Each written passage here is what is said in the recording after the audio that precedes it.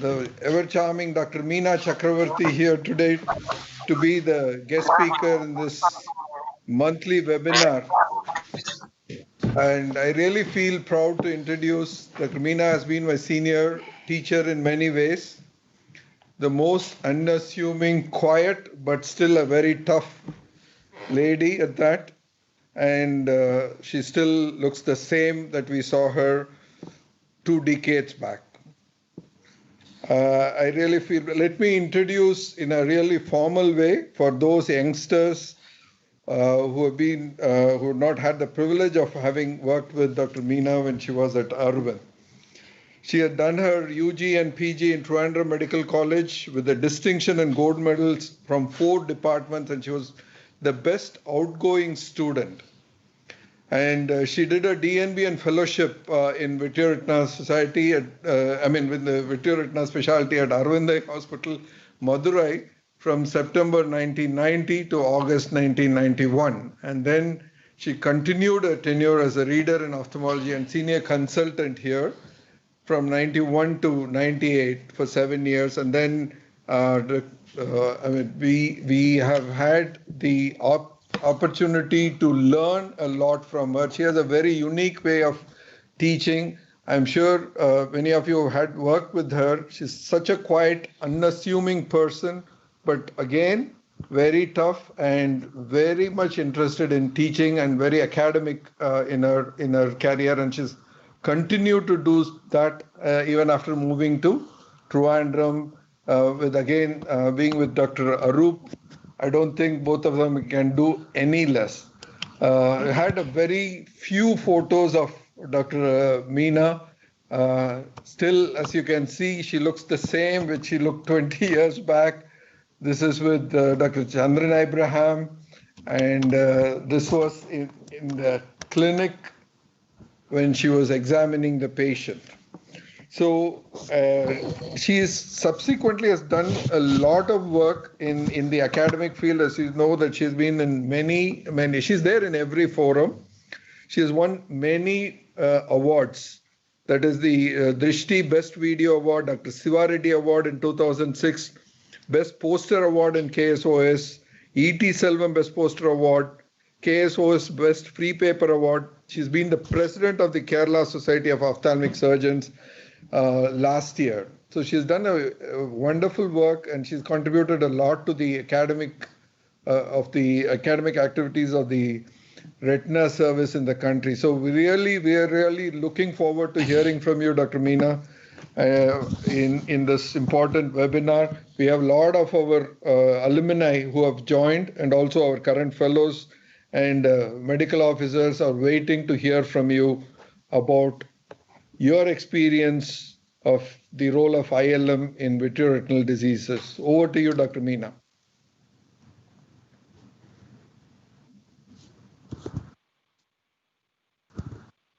You can share your slides now, Dr. Meena.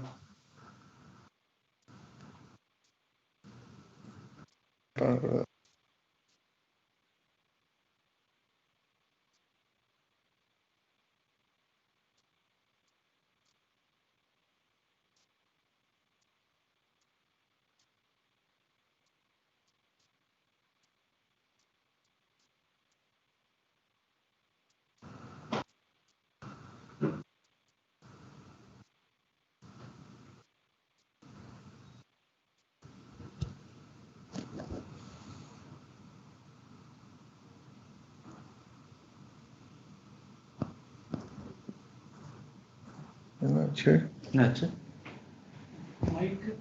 Meena, can you hear us? Your camera and mic are muted. Your camera and mic both have been muted. The slides are yet to be shared.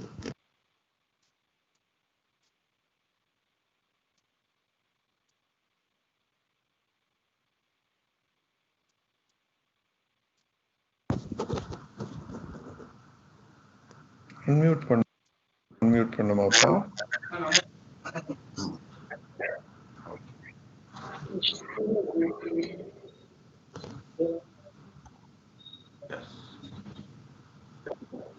Is my screen visible? Yes, yes, Not you in full can screen. you can make it full screen now.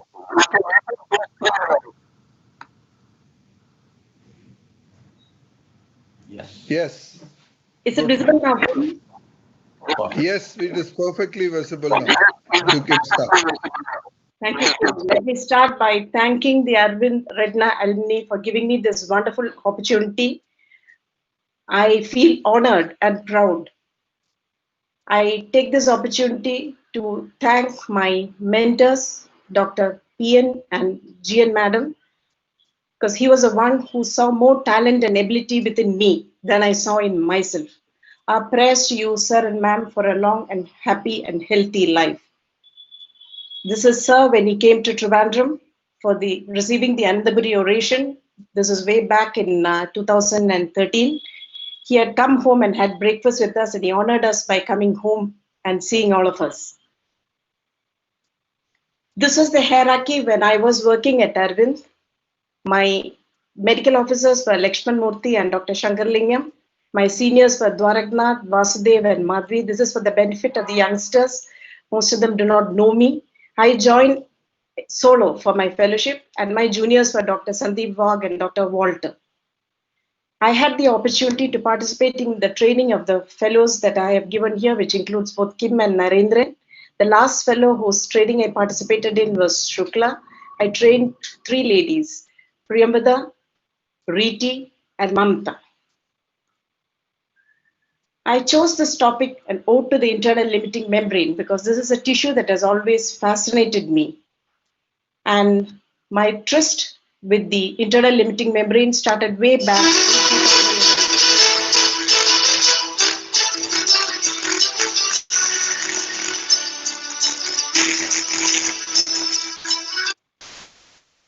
This is the first video that I presented way back at the American Academy in 2008. And this video got selected for presentation in the video lounge and was discussed there in detail. The internal limiting membrane is a tissue which you should not underestimate, nor should you overestimate this tissue.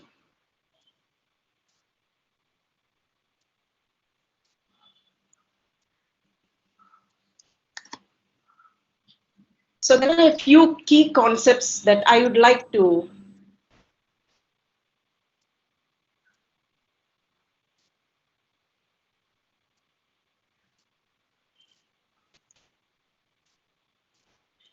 There are a few key concepts that I would like to highlight before I start. The vitreoretinal interface, which we are dealing with since we cannot deal with the internal limiting membrane in isolation, includes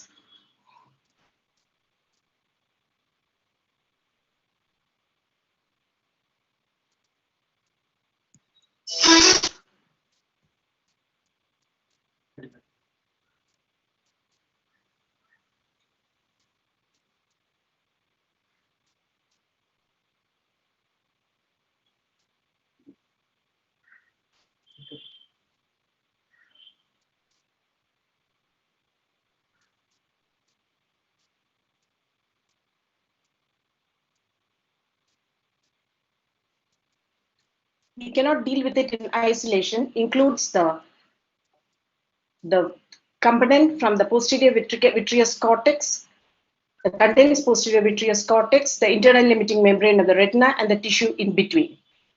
The whole story starts with the development of a posterior vitreous detachment, which occurs in all of us, in about 60% of us who are over 70 years of age. It occurs earlier in myopic eyes and is accelerated by trauma, surgery, or inflammation. Kim, am I audible? Yes, you are. You are very much audible. Yeah. So when we look at the story of a posterior vitreous detachment, there are two things which occur synchronously, simultaneously, hand in hand. The liquefaction and syneresis of the vitreous should occur hand in hand in synchrony with the weakening of the adhesions between the vitreous and the retina. That is the weakening of the interfacial adhesions. And then a normal posterior vitreous detachment will occur. The story of the anomalous PVD is when this synchrony is lost. There may be liquefaction of the vitreous without weakening of the interfacial adhesion, and it results in a lot of things. layer of vitreous remains adherent to the retinal surface, which we called as vitreoschizis. This layer of vitreous has hyalurocytes in it, which causes the migration of monocytes and glial cells, resulting in the formation of a premacular membrane that contracts and induces a macular pucker. So if you look at the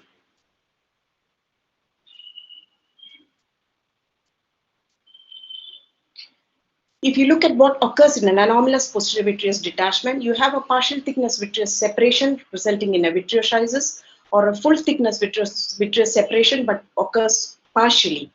When a vitreoschizis is present, the premacular membrane can contract, and when the contraction is centrifugal towards the center of the retina, it results in a macular pucker, and when it is outward, it results in a macular hole, while the second type of anomalous posterior detachment is responsible for vitreomacular traction syndrome, the vitreopapillopathies, and peripheral retinal tears and retinal detachments. So this is the human vitreoretinal interface that we are going to deal with today. The vitreous contribution is in the posterior cortical vitreous. The retinal contribution is the internal limiting membrane of the retina. And in between these two, we have the interdigitating cellular matrix, which composes of elements from both this, which is called the vitreoretinal border region of Heergaard.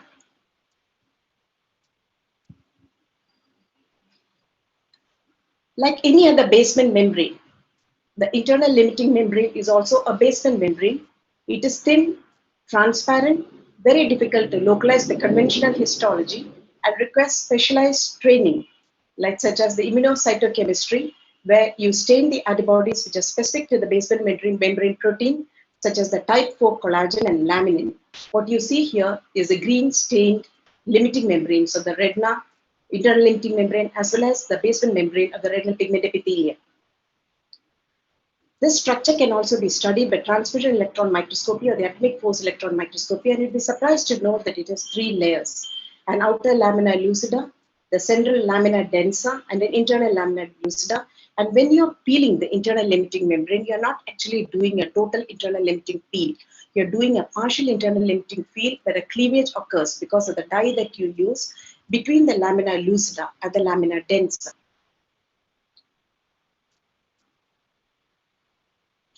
If you look at the topographic anatomy of the internal limiting membrane by transmission electron microscopy, on the vitreal surface of the membrane is extremely smooth, but the retinal surface shows a lot of undulations which fill into the crevices in the ganglion cell layer of the retina, and the number of these interdigitations and the thickness of the internal limiting membrane is more in the posterior pole compared to the peripheral retinal fundus. It is thinnest, however, at the foveola. It is very important to know these anatomical aspects of the membrane that you're going to peel.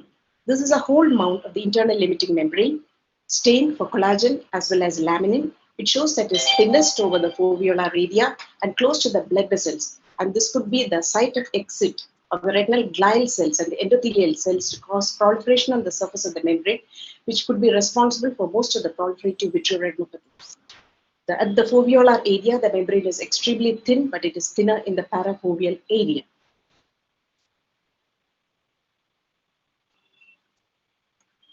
Like in any other tissue of the body, the internal limiting membrane is also subject to aging changes. We are fortunate that the membrane becomes thicker as we age, so that it's easier for us to peel. The majority of the disorders that you deal with affect the aging population.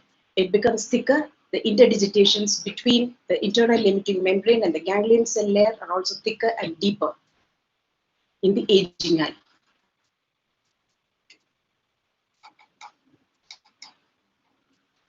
In addition to aging, chronic diseases like diabetes also affect the thickness of the membrane. What I have shown here is the thickness of the internal limiting membrane in a 63-year-old non-diabetic and a diabetic patient. You can find out how much thicker the membrane is in a diabetic population.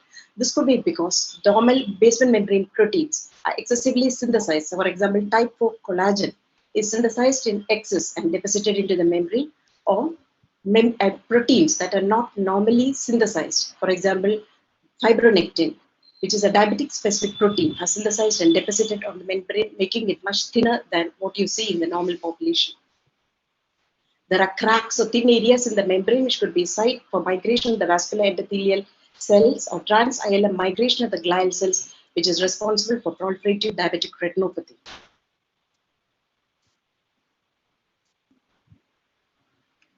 This is a very important slide. When you're peeling the internal limiting membrane, sometimes you'll see that it comes out as a single thin sheet.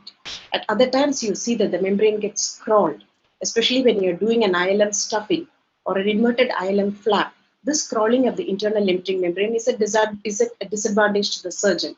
Majority of times, when you're peeling the internal limiting membrane, you get a thin sheet of membrane. This occurs because the peeling of the membrane is usually a partial thickness internal limiting membrane peel. You are actually splitting the internal limiting membrane between the lamina lucida interna and the lamina densa. And since you're not peeling off, the ganglion cell layers will get adherent to the undersurface of the membrane. You give a better visual result to the patient. So way back in the early 2000s,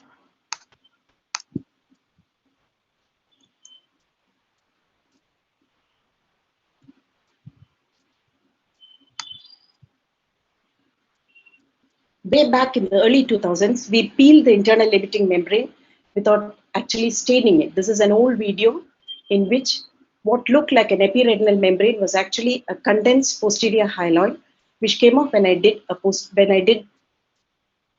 PVD, induced a PVD in the patient using TA. And the entire thing could be cut and removed using the cutter. If you see the macula, there is some other tissue sitting on the macula which could be a remnant of it could be an epiretinal membrane or an internal limiting membrane. Since we are not staining, we do not really know what is it that we are peeling. And this technique of peeling without staining has the added disadvantage that we might accidentally pinch the retina and traumatize the retina, like what you're going to see in this case. I actually pinched the close to the fovea. Luckily, it is not right at the fovea. But for me, delineating this membrane was not too difficult because if you see carefully, you can see a few TA crystals, triamcinolone acetonide crystals, sticking onto the surface of the membrane. And here, the peeling is occurring because we are able to identify the remnant of the membrane using a coating agent that actually coats the surface of the membrane and does not stain the membrane.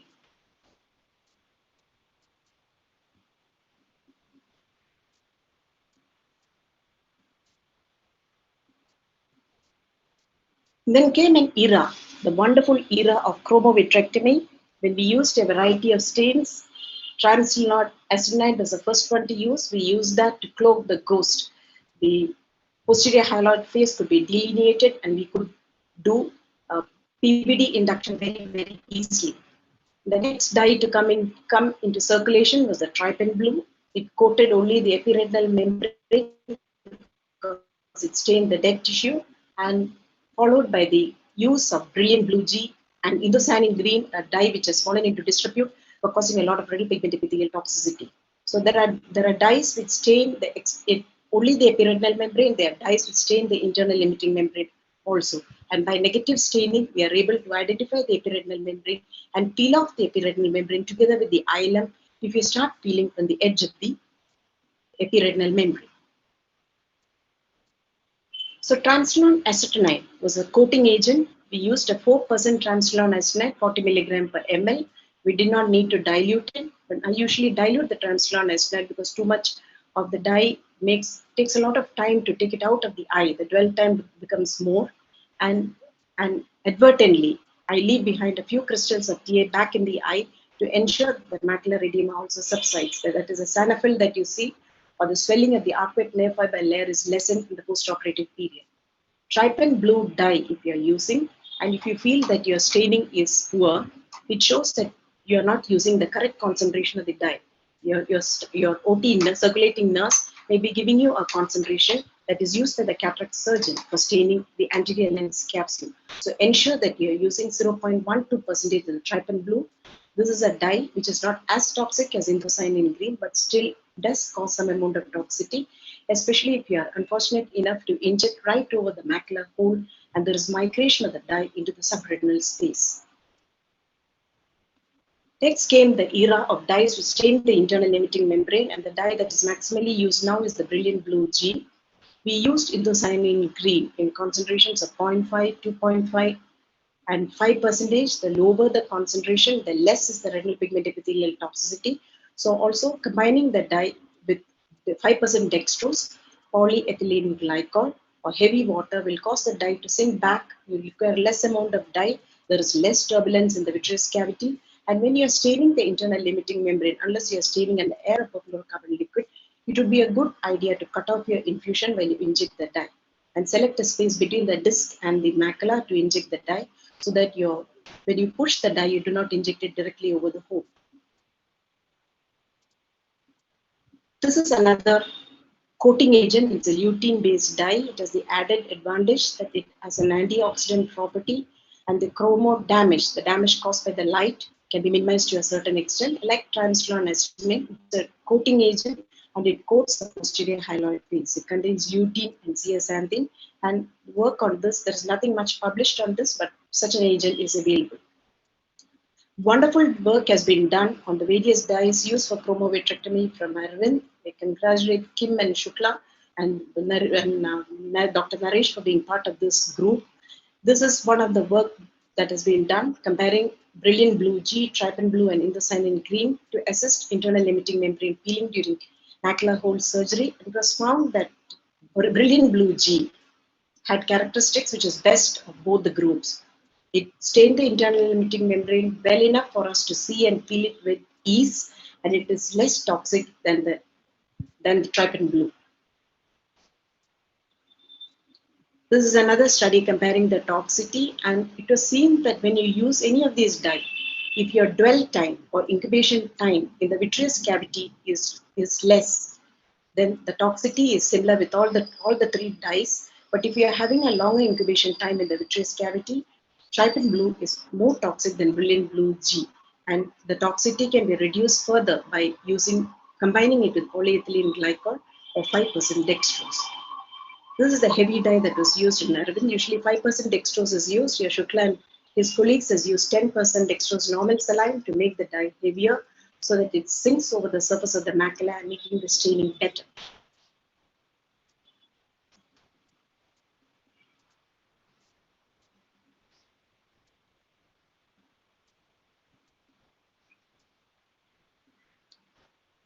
Then came the era of double staining, a dye called bromophenol blue, which is an acid-base indicator. It could stain both the epiretinal membrane and ileum, or we have the option of combining two drugs to stain, and now we have the commercially available membrane blue dual, which is a combination of Trypan Blue as well as Brilliant Blue G with polyethylene glycol, which stains the membrane very well. An uneventful subretinal migration of the dye can definitely cause a retinal pigment epithelium, so we have to be careful as to how we inject the dye over the macular area. Specific filters are available, but I never found the necessity to use an additional filter to delineate the membrane and peel it. So what we started as an unintentional peel of the internal limiting membrane in Terson syndrome.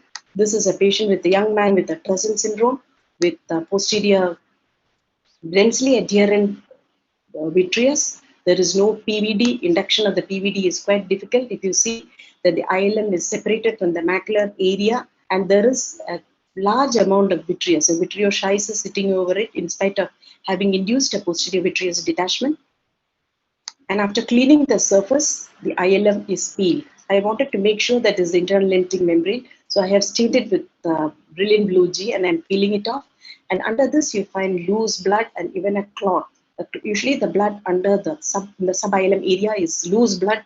The clot is where a small gap has occurred in the internal limiting membrane. So from unintentional internal limiting membrane peel, we moved on to internal limiting intentional peel. And why did we have to peel the internal limiting membrane? Because leaving the internal limiting membrane back on the retinal surface in macular surgeries, we left behind an extracellular matrix for migration and proliferation. It later contracted and caused an epiretinal membrane or a macular pucker. By removing the internal limiting membrane, we are removing the scaffold for epiretinal membrane proliferation. And in the case of diabetic macular edema, the thick and taut internal limiting membrane acted as a kind of a carpal tunnel syndrome, the same mechanism, and it caused a significant amount of macular edema in a patient who did not have evident vitreomacular traction. So these are the situations where we use peeling of the internal limiting membrane. We'll take each one of it in isolation, and I'd like to share with you the work that my group has done with respect to each of these conditions. Let us take macular hole surgery, and all of us know that peeling of the internal limiting membrane and various other techniques such as an inverted ILM flap, a macular plug, different kinds of temporal ILM peel, flower-shaped ILM peel. There are so many different methods in which you can peel the internal limiting membrane, and consistently peeling the internal limiting membrane in macular hole surgery has given us good results, especially in large macular holes. And the rate of hole reopening has reduced significantly. Nearly half 25% of cases reopening with the line. Following a surgery with internal limiting membrane peel, it is reduced to 0%, which is a significant advantage for the patient.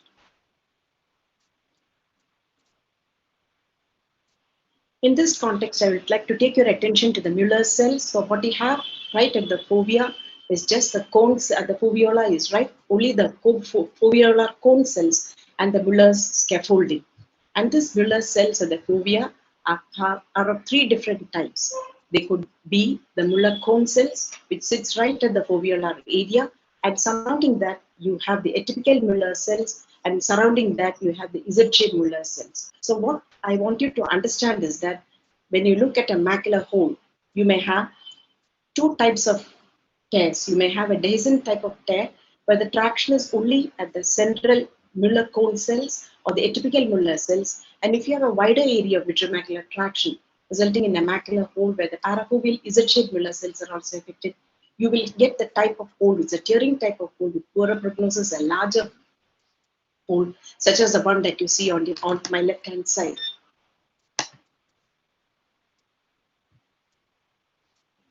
So when you look at the internal limiting membrane in full thickness macular hole surgery, it has evolved through various stages. This is a very old video done way back in 2006, where TA is used to delineate the posterior vitreous cortex, and once the posterior vitreous cortex is delineated, it is excised.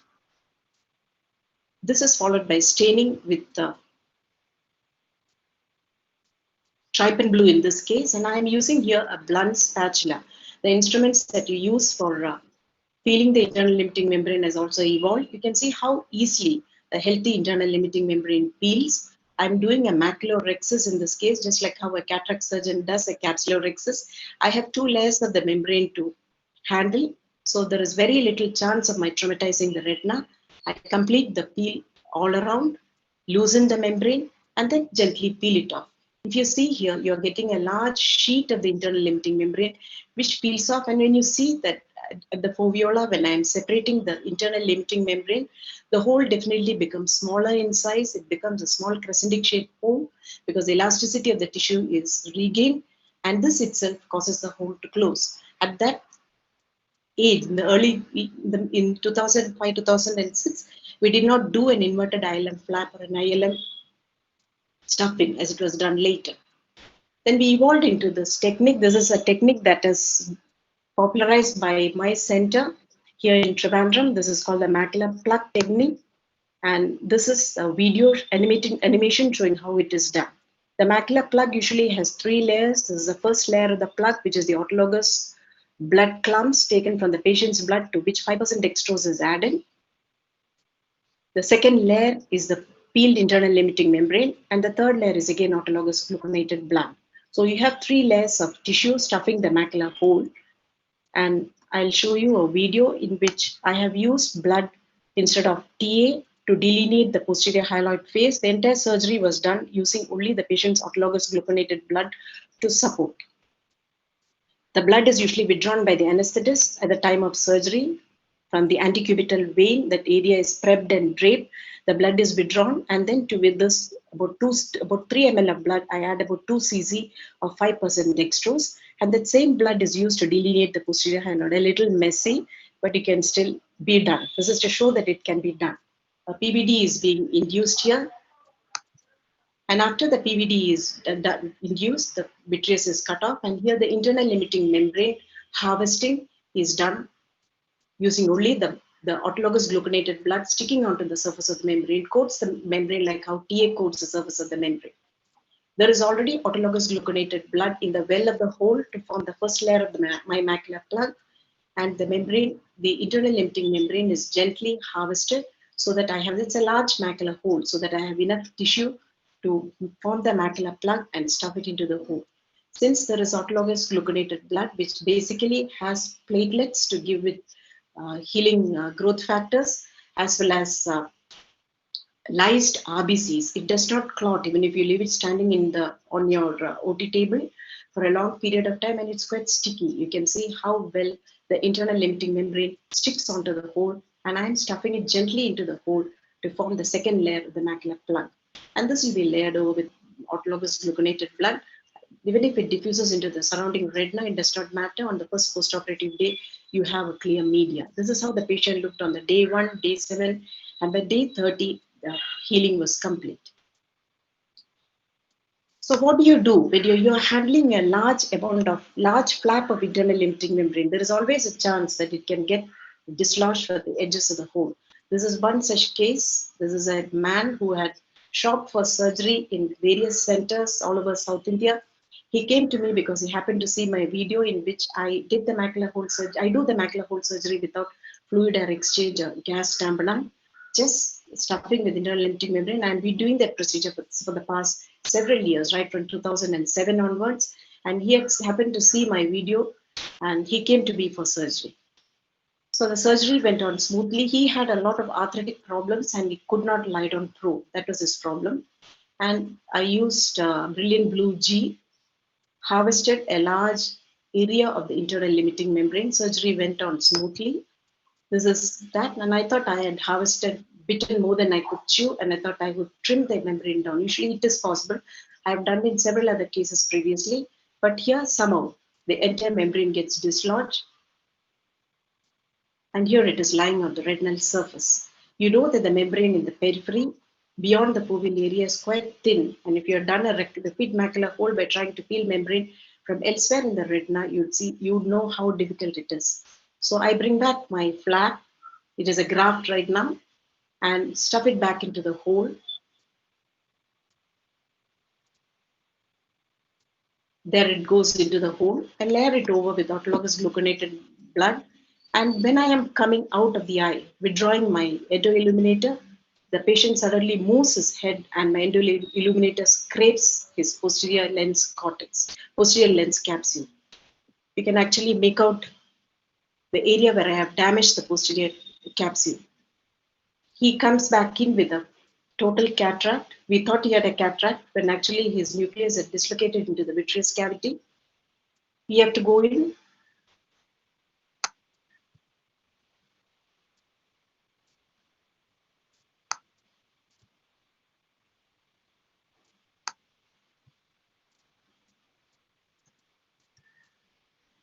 Sorry.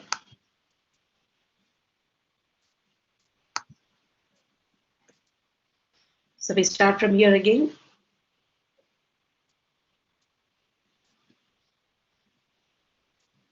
You can see the damage on the posterior capsule. And he comes back in with a total cataract, a streamy cornea. There's lot of cortex. And the lens, the nucleus is dislocated into the vitreous cavity. We take him up for a combined procedure of phaco-vitrectomy and removal of the dislocated nucleus. I am showing this video to show you how on the day 7 postoperative period, how an internal limiting membrane graft stuffed into the hole will look like. A direct visualization, not an OCT. So this is Aroop's surgery, not mine. He's doing a capsulorhexis.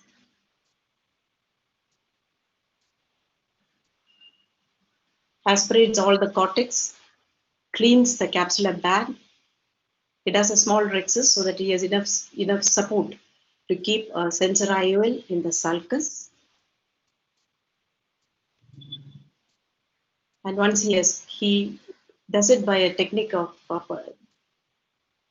keeping the lens in the anterior chamber on the surface of the iris, and each of the haptic is dialed into the ciliary sulcus.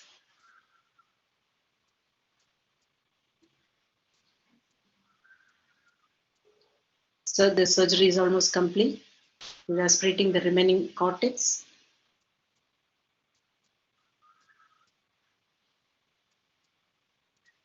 As all of us would know, that the most fussy patient has the maximum number of complications. If you have a simple patient who has full faith in you, who relies on you to do a good surgery, you hardly ever have these kind of complications.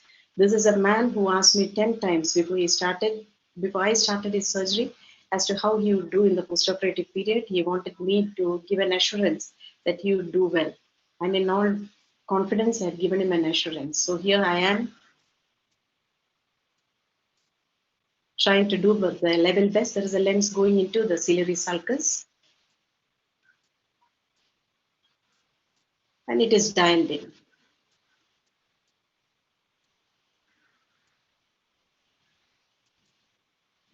The entire nucleus is dislocated into the vitreous cavity.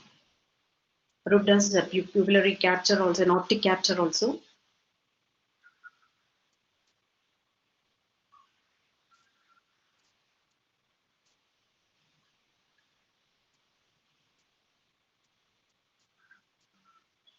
There is a nucleus sitting right over the macular area. I use a small amount of perfluorocarbon liquid to cushion my macula. That's with great difficulty achieved a macular hole closure. I don't really know whether the closure has occurred or not. I do a phaco-fragmentation, remove of the nucleus, and when I'm aspirating the perfluorocarbon liquid, I am very happy to see that the hole has closed fully. You can see a closed hole here. There's a little bit of cortex sticking onto the surface of the macula.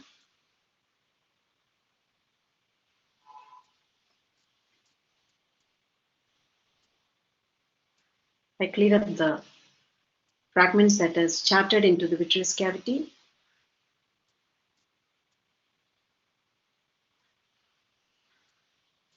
And you can see that the macular hole has closed very well.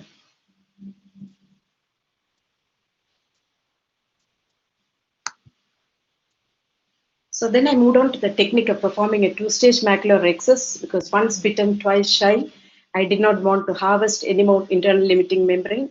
I did not want to trim it down to size. So what I do now is a two-stage rhexis. The initial macular rhexis is a small rhexis. I use a Finisave flex loop to do the surgery. This is a macular hole, is a traumatic macular hole, a large one. This is the first stage of the rhexis, where I harvest a small amount of internal limiting membrane. This surrounding the hole. And this is the second rhexis, where a wide ILM peel is done. Since I'm not doing a fluid air exchange or a gas tamponade, I need a wide amount of ILM to be removed so that the hole is elastic and will recoil back into place and close in the postoperative period. The ILM that I harvested with my first rhexis is used to stuff the hole, and then I layer it over with autologous gluconated blood. We presented this as a poster way back in 2014 at the American Academy. I had a lot of questions to answer that day when they came to look at the poster, and this was my logic. I wanted to keep the macula dry. Usually when you do a fluid air exchange, you're keeping the macula dry by tamponading the bulk fluid flow through the macular hole, and your entire surgery depends upon the volume of the intraocular gas bubble. If you are able to fill the eye with a large gas bubble which fits each and every crevice of your posterior segment, then there is no need for a prone positioning. The need for a prone positioning occurs especially when you have a bubble that is becoming smaller and smaller in size. For the bubble to sit over the macula and tamponade the fluid flow through the macular hole, you require the bubble right over that area. That is when prone positioning is important. Then I looked at the Tordaby's report, which showed that favorable results of macular hole surgery without face down positioning.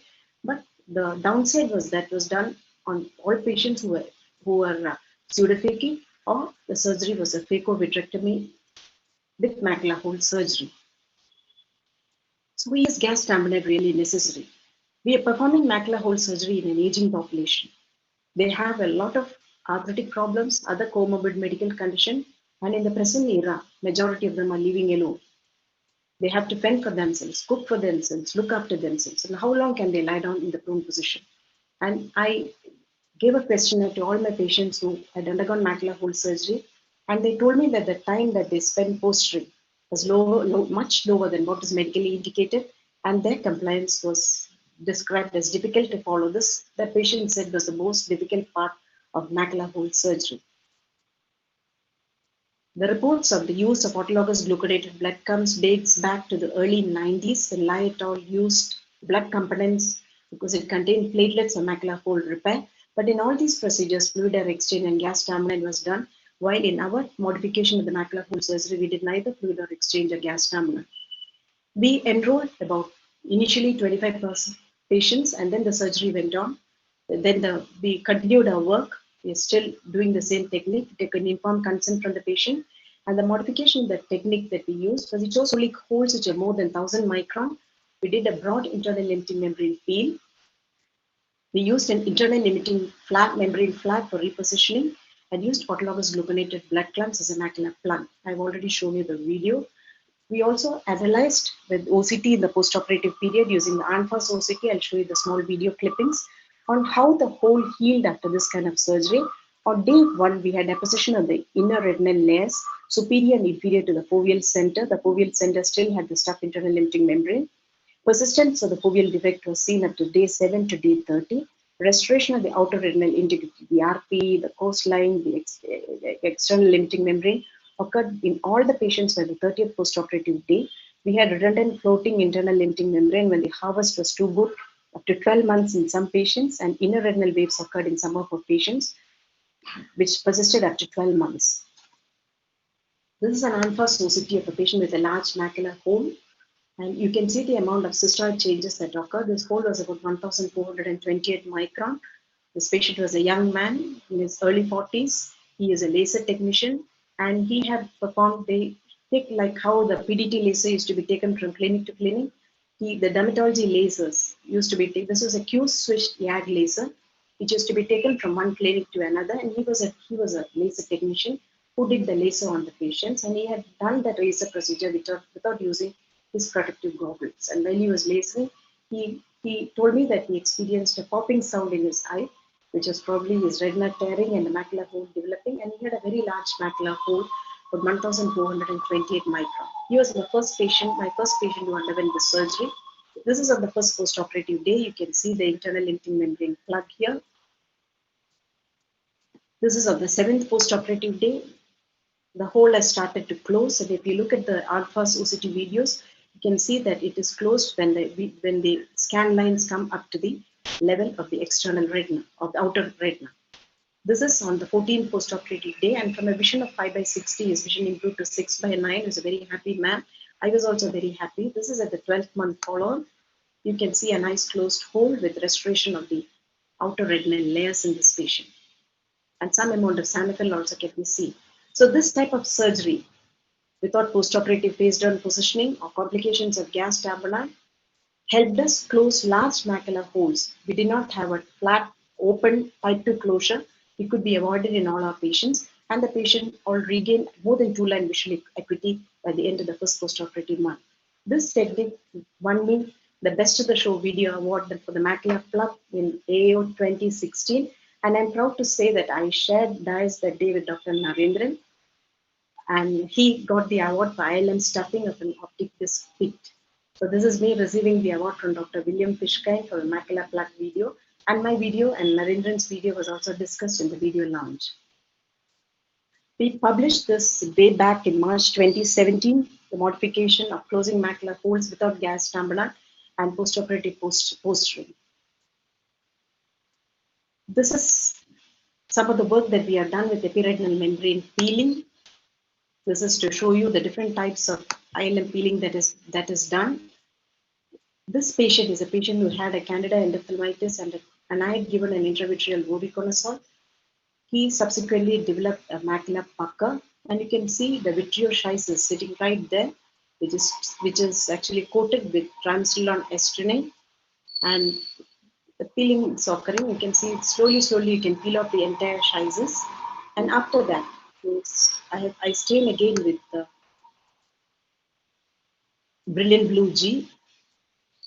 You can see how incomplete the initial peeling has been. There is still cortical vitreous, with adherent internal limiting membrane on it, which I am peeling now to clear the macular surface.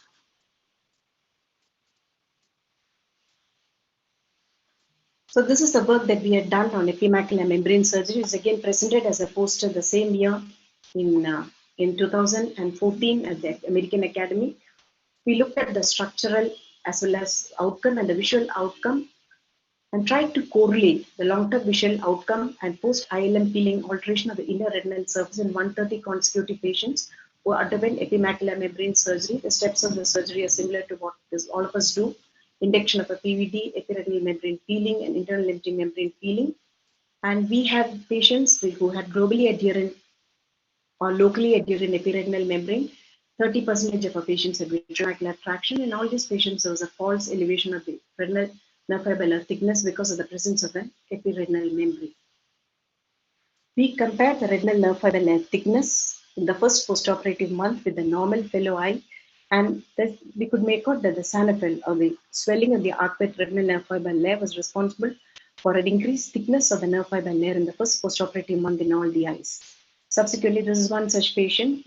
There's a baseline at the top and the first postoperative month showing that there is a swelling of the nerve fiber layer. And subsequently after that, in the third month and the sixth month, we noticed that the temporal nerve fiber layer gradually started thinning. This was evident in our results. We compared the peripapillary retinal nerve fiber layer, where also the temporal layer was thinned out, and the macular retinal nerve fiber layer, which showed the similar thinning in the temporal quadrant. And this is a conclusion of our study that at 1 month after surgery, an average increase in the retinal nerve fiber layer was noticed, which was because of the sanophil, and progressive reduction in the temporal retinal nerve fiber layer occurred from the 3rd to the 12th postoperative month. We correlated this with our visual fields, but there was no visual field changes or any change in the visual acuity in these patients. So these are not very significant. This is just an incidental finding, and there are several groups which have brought out similar results. To see whether the internal limiting membrane is complete or not, we moved on to the technique of double peel. After initial peeling of the internal limiting membrane, I stayed again to see if there is anything remaining and remove that also. With this, the incidence of a recurrence in epiretinal membrane was reduced to 1% in my hands compared to the 16.3% recurrence which when I did not peel the internal limiting membrane. And the 1% that recurred was very, very thin epiretinal membrane, which neither caused metamorphopsia or affected the vision of the patient's vision. We move on to diabetic macular edema, and this is again a video that I presented at the Academy on recalcitrant diabetic macular edema. This was also chosen to be presented at the video launch and discussed there. And these are the two eyes of the same patient, the right and the left eye of a patient who is a chronic diabetic. He's 58 years old, and he had associated a lot of comorbidities, hypertension, dyslipidemia. He has taken 9 intravitreal injections of anti-VEGF. He had undergone several sittings of laser. And if you see his eye, he has a lot of epiretinal proliferation, which I am peeling off in this eye from the surface of the retina. There it is. A thick membrane over the macula, which is peeled off. You can see how boggy and swollen the macula is, and the internal limiting membrane is like a thick roof, a thick taut roof. It does not peel singly, especially in laser eyes, like what we see in macular hole surgery. The peeling is usually piecemeal, and you have to spend time in peeling of the membrane. And since the retina is swollen and boggy, there's a chance that your forceps can actually pinch the retina and damage the retinal tissue. And after peeling the internal limiting membrane, this is the combined procedure in which the internal limiting membrane peeling is combined with laser, anti-VEGF injection. I leave behind some amount of transferrin acetate on the retinal surface. All this contribute to reducing the macular thickness in the postoperative period. And if you follow these patients about 1 or 2 years down the line, I'll show you how much resorption has occurred and how much better his retina looks. Here the internal limiting membrane peeling is being completed, laser is being done, anti-VEGF is injected. And this is his eye. 2 years down the line, you have a very clear macula. So peeling the internal limiting membrane in diabetic macular edema ensures completeness of posterior hyaloid phase removal, ensures that you have removed the vitreoscheisis, which is responsible for the epiretinal membranes. You have removed a thick, intrinsically thick internal limiting membrane and de-roof the macula. And there is decreased risk of epiretinal membrane formation or the post-vitrectomy TOT ILM syndrome. So ILM peeling is now a widely recognized technique used routinely for traction maculopathies. The question remains as to does this procedure damage the integrity of the retina? A lot of retinal pigment epithelial changes have been demonstrated with the use of ICG, especially when the incubation time is over 30 degrees, when you use ICG with the higher osmolarity, lower osmolarity, and the concentration of the ICG is also high. When you're peeling the internal limiting membrane, especially with ICG, which stains the collagen on the surface of the internal limiting membrane and definitely forms a cleavage line, you peel some amount of ganglion cells also that could be responsible for the toxicity caused by internal ICG. And these are the two reasons why ICG was not used, because of it is a chromophobe dye, and the singlet oxygen that is released when the ICG molecule comes in contact with the light can cause damage to the retinal pigment epithelium, and your cleavage plane may cause damage by tearing off some part of the ganglion cell layer of the retina. So the phototoxic damage to the retina when you have a dye inside the eye or endoeliminated damages the retina by photothermal, photochemical, or photomechanical injury.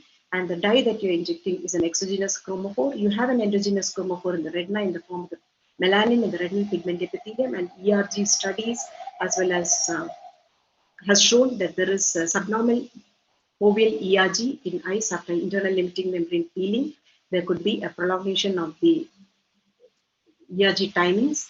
And when you're peeling the internal limiting membrane, does this peeling, because you're peeling the Muller's end plate of the Muller cells, which interdigitate with the ganglion cell layer of the retina.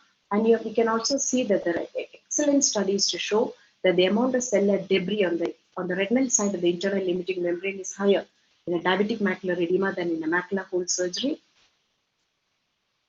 And they have actually correlated the amount of cellular debris that is seen on the retinal side of the internal limiting membrane by performing foveal ERG and shown that there is a prolongation of the implicit time.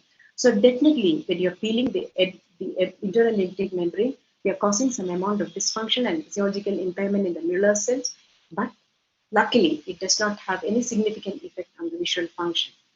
Well, paracentral retinal holes, all of us have had while peeling the internal limiting membrane. There is one such extreme reported from Shankar Netralia. They actually have produced a Swiss cheese macula. The pararetinal holes could be because of the realigning of the loss of scaffolding by the Muller cells when you're peeling of their end plate membrane, and it is not because of damage done to the fovea by your forceps. It occurs in even a traumatic macular hole. It also occurs when any type of dye that you use for staining the internal limiting membrane. Donophyll is a dissociated nerve fiber layer. It occurs in about 54% of internal limiting membrane field, and it is secondary to shifting of the optic ganglion cell layer because of loss of the scaffolding by the Muller cells when you're peeling, and there is the glial tissue fibrosis and atrophy which occurs after internal limiting membrane peeling. But luckily, donophyll also does not result in a field loss or affect the vision. Arcuate swelling of the nerve fiber layer is seen by all of us after internal limiting membrane peel. When you do the OCT on the first 1 month after surgery, it goes off after that. And thinning of the temporal retina, retinal nerve fiber layer, temporal retina is seen, but that also does not affect vision. So our search continues for finding the ideal technique with which we can peel the internal limiting membrane, the ideal dye to stain the internal limiting membrane, and luckily no studies so far have shown adverse visual outcomes during following an internal limiting membrane peel. However, we have no large enough randomized controlled trials assessing the side effect of the internal limiting membrane. I thank you very much for your kind attention. Yeah. Thank you, madam. That was a wonderful presentation. The reason we are saying is like we feel we forget. Like the patient with the diabetic retinopathy, you have a follow-up of more than 2 years. So many a times, once the hole is closed or the retina becomes normal, we forget to see the patient. So that was the depth of the things. The patient. And we have got few questions. Shall we go ahead with the questions?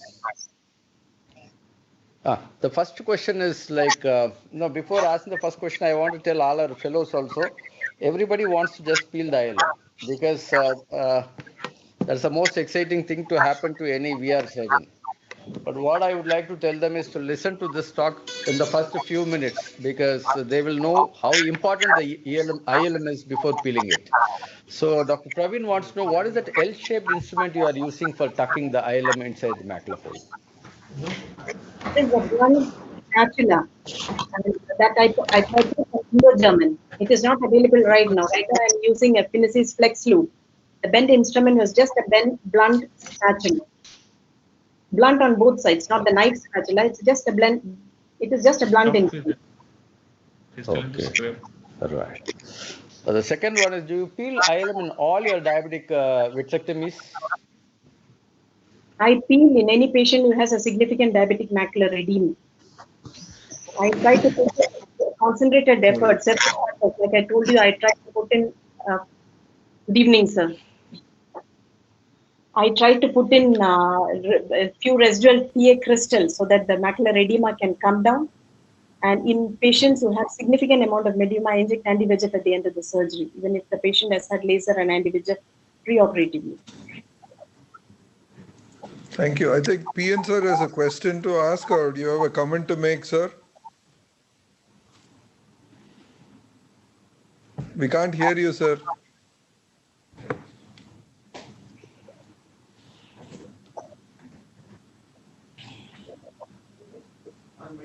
Huh?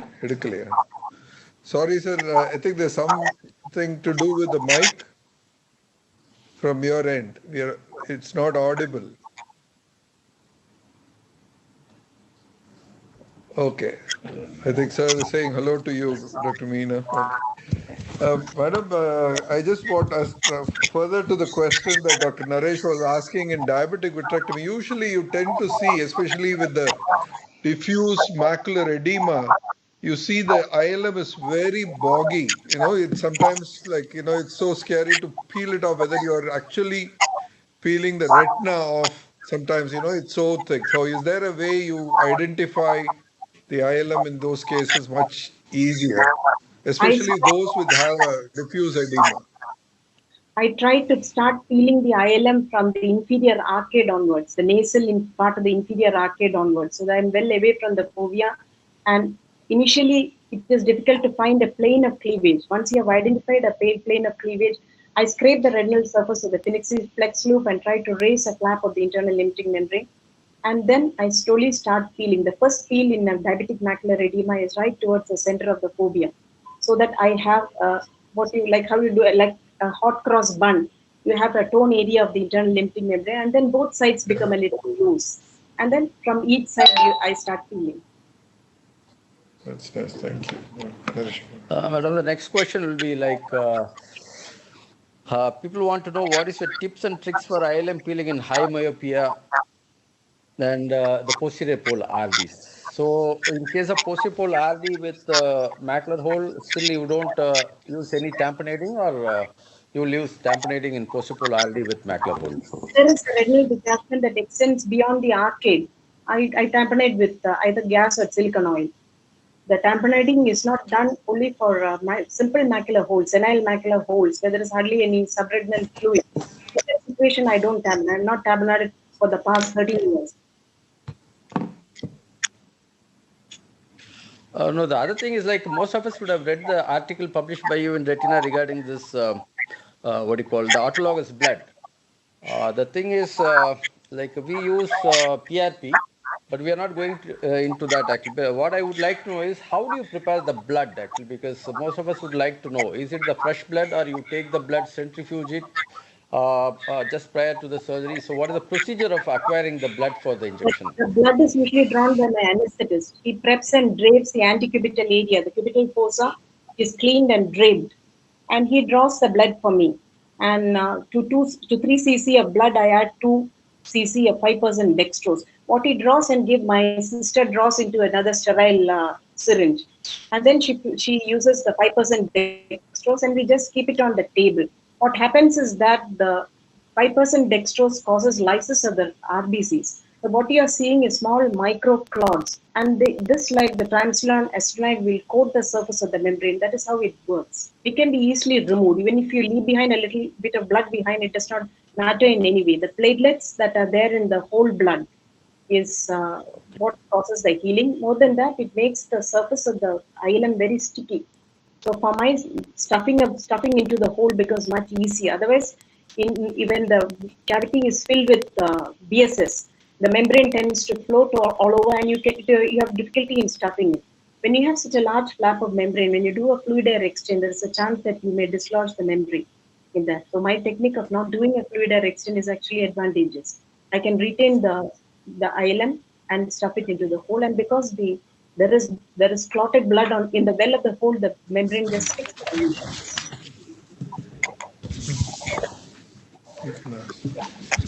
Madam, this is Chitranjan.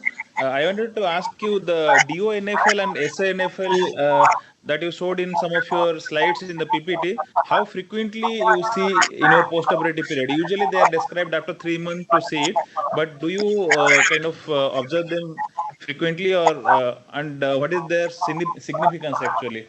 They are of no, DONFL and SNFL. they are of no visual significance. Structural or functional significance is not there. This is just an incidental, very interesting finding, which you see in almost 50% of patients in whom you do an internal empty membrane peeling.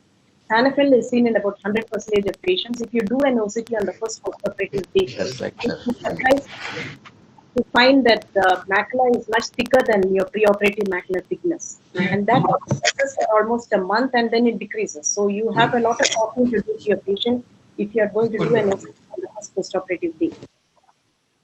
TANFL is I have seen in almost 100% of a patient with ERM or macular hole surgery.